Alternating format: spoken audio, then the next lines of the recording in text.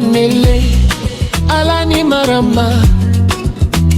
akuna uba dina kandina akwa ocha agubani si agu kaiwe pulola ni jide nkoma omenala ni gadindu omenala ni gadindu jikotaka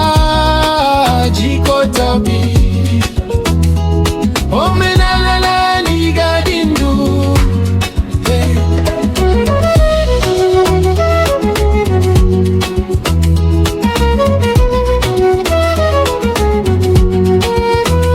Ani botu site n'oloru n'olo asusu ani ka ikuzere muwaka rina egwu na mume iriji iyo manile ka ikesa onu omenala ni gadindu